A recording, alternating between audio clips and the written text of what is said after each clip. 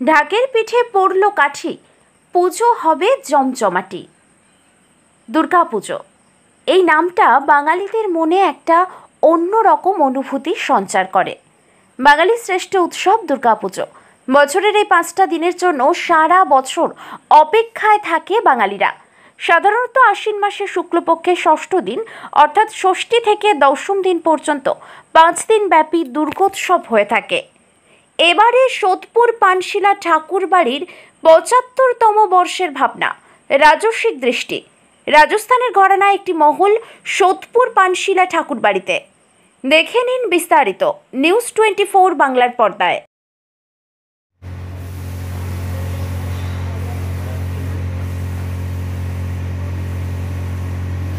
পানশিলা ঠাকুরবাড়ি আবেগের 75 বছরের এবছর রাজস্বিক দৃষ্টি বিষয় নিয়ে কাজ করছি।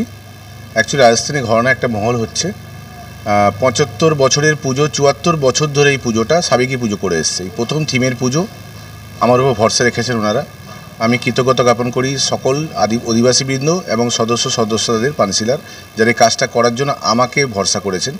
তা আমি সাবেকি পুজো করে আসা একটা কমিটিকে, আমার চেষ্টা ছিল যে 75 বছরের রিফ্লেকশনটা যাতে সেভাবে দেয়, জলুসপূর্ণ পুজো হয়, তার জন্য সাবেকি ঘরানায় থিমের ছোঁয়ায় একটা কাজ করছি। অ্যাকচুয়ালি রাজস্থানী মহল করছে ওখানে। রাজস্থানী মহলটা যারা দেখতে আসবেন দর্শনার্থীরা, তারা প্রথমে একটা মহল দেখবেন, রাজস্থানে যেমন জয়পুরে মহল হয়। হওয়ার পরে ভেতরে যখন ঢুকবেন, একটা কাঁচে মিররের কাজ আছে, একটা কালার টিউনে করা। ভেতরে গিয়ে অসাধারণ যে ওদের শিল্প নিদর্শন, মিনাকারি আর্ট, আমি প্রায় 1 থেকে 1.5 লক্ষ মিনাকারি কাঁচ দিয়ে আমি ভেতরে অন্দরমহলটা সাজাচ্ছি। আমি এটুকু বলতে পারি, জেলা স্তরে মিনাকারি এত কাঁচ দিয়ে ক্ষুদ্রানুক্ষুদ্র কাজ আগে হয়নি।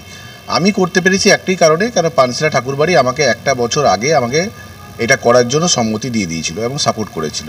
তো এই দীর্ঘমেয়াদী কাজ করার জন্য এত ক্ষুদ্রানুক্ষুদ্র কাজ আমার পক্ষে, আমার টিমের পক্ষে সম্ভব হয়েছে। হ্যাঁ, অলমোস্ট হয়ে গেছে। কিছু ইনস্টলেশন যেগুলো রেডি হয়ে আছে, পুট আপ করছি না, কেন সামনে আমার মাঠটা অলমোস্ট কমপ্লিটেড।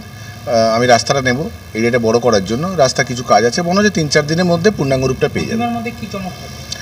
প্রতিমা যিনি বানাচ্ছেন প্রখ্যাত শিল্পী সুকান্ত রায়, কলকাতা চেতলা থেকে শুরু করে অনেক বড় ক্লাবের কাজ করেছেন। ভগত সুতারের সাথে দীর্ঘদিন থাকা একটা মানুষ। এবছর আমি এটুকুনি বলতে পারি, জেলা স্তরে সুকান্ত রায়ের প্রথম চ্যালেঞ্জিং কাজ, কারণ জেলা স্তরে কাজ কোনোদিন করেননি সেভাবে। এবছর আমার ঘোষপাড়া কাজটা উনি করছেন। পানশিলা কাজটা অপূর্ব একটা রাজস্থানী ধাঁচে একটা এমন একটা প্রতিমা বানাচ্ছেন, যেটা মনে হয় জেলা স্তরে আগে মানুষ দেখেনি। খুব সুন্দর অপূর্ব দেখতে ঠাকুরটা বানিয়েছেন উনি। সাধারণ মানুষকে আকৃষ্ট করবেই, কারণ এই ধরনের মহল, এত চমকপ্রদ ইন্টেরিয়ার, এত কালার, ঠাকুরের একটা ইউনিক কালার, এই ইউনিক কালারের ঠাকুর আমি এখন পর্যন্ত দেখিনি।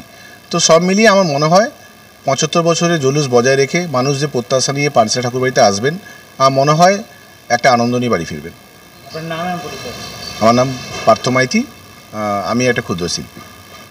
এটা জুন মাসের ঠিক মাঝামাঝি সময় থেকেই আমি প্রতিমাটা শুরু করেছি।